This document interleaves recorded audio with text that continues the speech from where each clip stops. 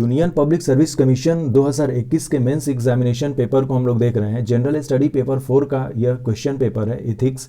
Question number 1, उन 5 नैतिक लक्षणों की पहचान कीजिए जिनके आधार पर लोक सेवक के कार्य निष्पादन का आकलन किया जा सकता है। मैट्रिक्स में उनके समावेश का औचित्य सिद्ध कीजिए। 150 शब्द में इसके आंसर लिखने हैं, 10 मार्क्स के हैं। Identify 5 ethical traits on which one can plot the performance of a civil servant, justify their inclusion in the matrix. B, उन 10 आधारभूत मूल्यों की पहचान कीजिए जो एक प्रभावी लोक सेवक होने के लिए आवश्यक हैं। लोक सेवकों में गैर नैतिक व्यवहार के निवारण के तरीकों और साधनों का वर्णन कीजिए। Identify 10 essentials values that are needed to be an effective public servant. Describe the ways and means to prevent non-ethical behavior in the public servant. Question number 2A, तर्क संगत निर्णय लेने के लिए निवेश दैट मीन्स इनपुट में विश्वसनीय स्रोत के रूप में डिजिटल प्रौद्योगिकी का प्रभाव एक बहस का मुद्दा है।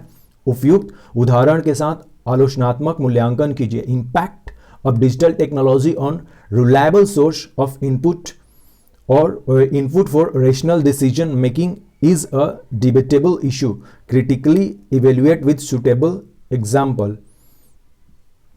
Question number 2B, नैतिक दुविधाओं का समाधान करते समय एक लोक अधिकारी को कार्यक्षेत्र के ज्ञान के अलावा नव परिवर्तनशीलता और उच्च क्रम की रचनात्मकता की भी आवश्यकता होती है। उपयुक्त उदाहरण सहित विवेचना कीजिए।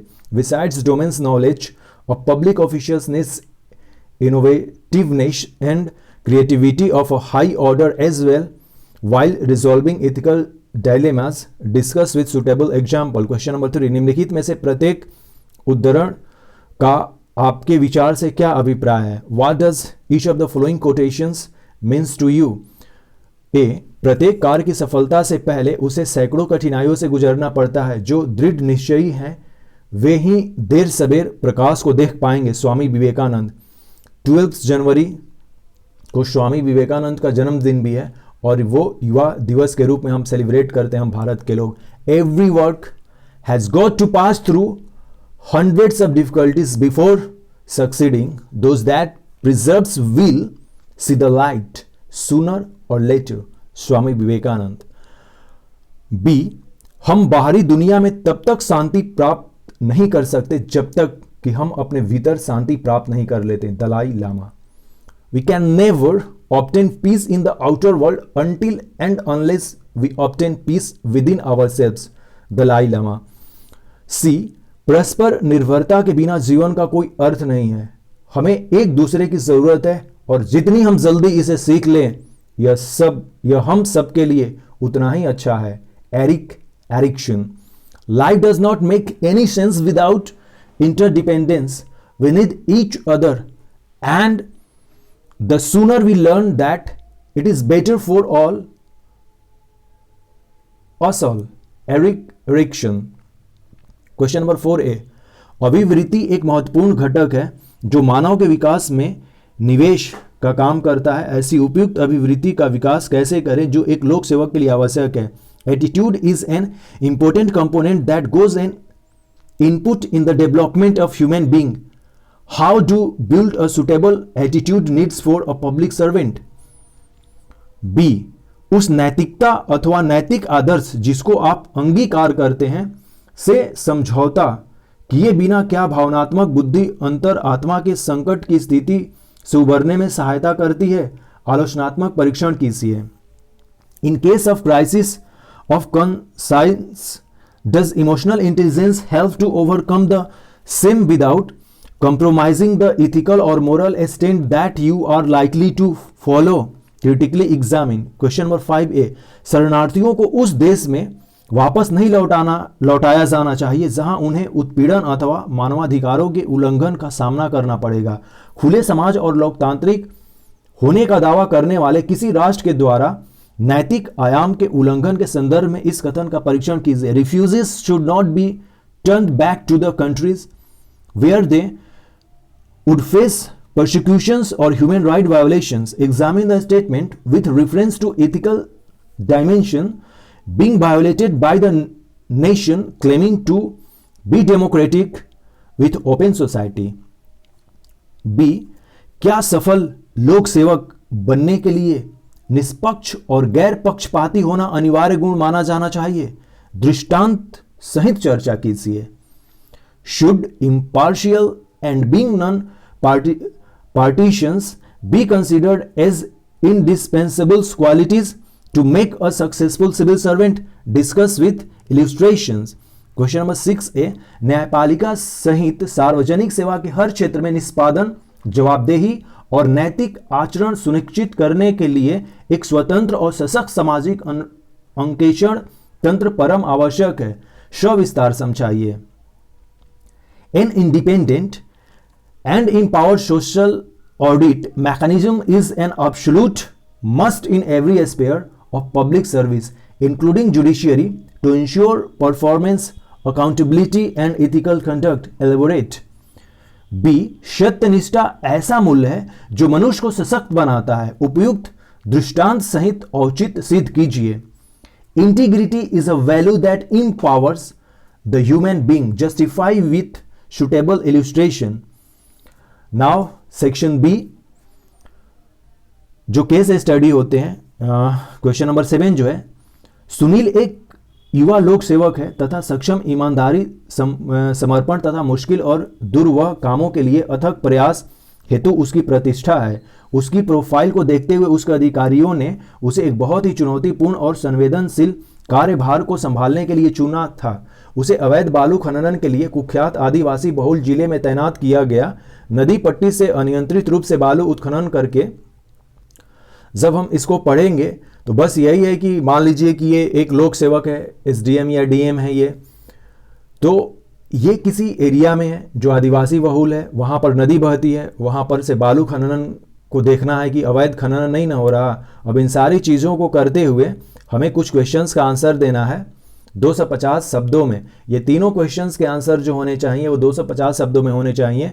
इस स्थिति को संभालने में सुनील के लिए उपलब्ध विभिन्न विकल्पों की पहचान कीजिए। आपके द्वारा सूचीबद्ध विकल्पों का आलोचनात्मक मूल्यांकन कीजिए। आपके विचार से उपयुक्त में से कौन सा विकल्प सुनील के लिए सबसे उपयुक्त होगा और क्यों।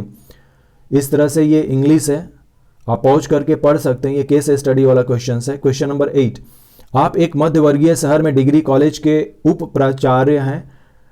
प्रधानाचार्य हाल ही में सेवानिवृत्त हुए हैं और प्रबंधन उनके प्रतिस्थापन की तलाश कर रहा है। यह भी माना जाता है कि प्रबंधन आपको प्रधानाचार्य के रूप में पदोन्नत कर सकता है।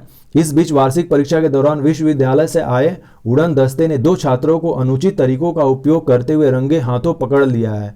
कॉलेज का एक वरिष्ठ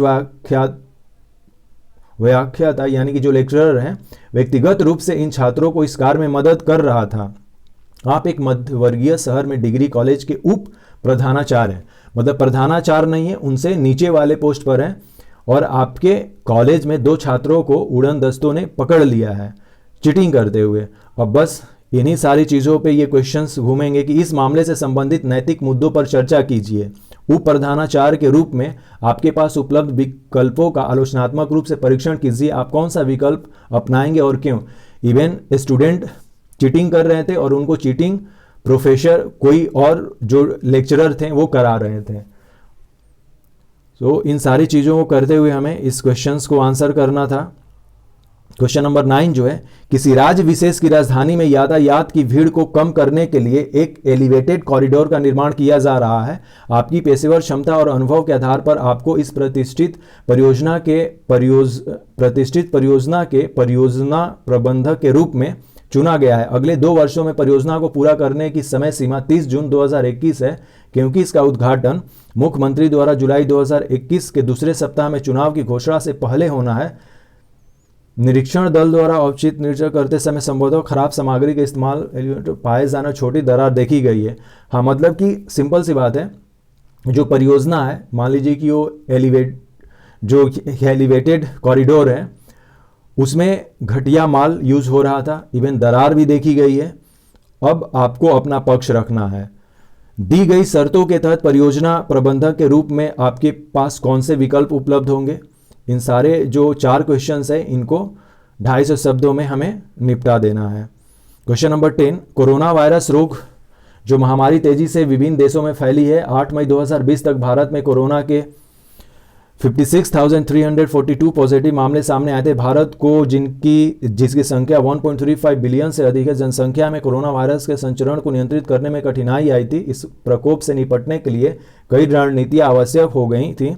भारत के स्वास्थ्य और परिवार कल्याण मंत्रालय ने इस प्रकोप के बारे में जागरूकता बढ़ाई और कोविड-19 के प्रसार को नियंत्रित करने के लिए सभी आवश्यक कार्रवाइयां की।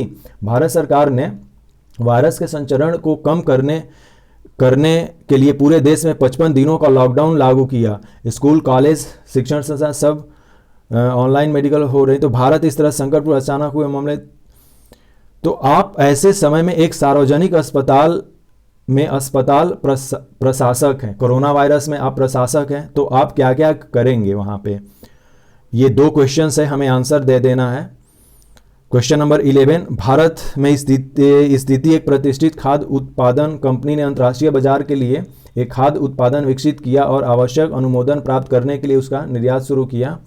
क्वेश्चन नंबर 11 है, आप इसको एक बार देख लें, पॉज करके पढ़ सकते हैं, फिर हम लोग इस पे बाद में चर्चा कर सकते हैं कभी। क्वेश्चन नंबर 12 जो है, पवन पिछले 10 वर्षों से राज्य सरकार में अधिकारी के पद पर कार्यरत है। नियमित स्थानांतरण के अंतर्गत उसे दूसरे विभाग में तैनात किया गया है। उसने अन्य 5 साथियों के साथ एक नया कार्यालय में कार्यभार ग्रहण किया है। इस तरह से खारिज अधिकारी जो हैं, आप देख सकते हैं, ये हमें 4 क्वेश्चंस का आंसर इसमें देना था। तो ये अपने टोटल क्वेश्चंस रहे जनरल स्टडी पेपर 4 का, जिसमें कि इथिक्स, इंटीग्रिटी एंड एप्टीट्यूड वाला पेपर है। सिविल सर्विसेज मेंस एग्जामिनेशन 2021 का यह क्वेश्चन पेपर था।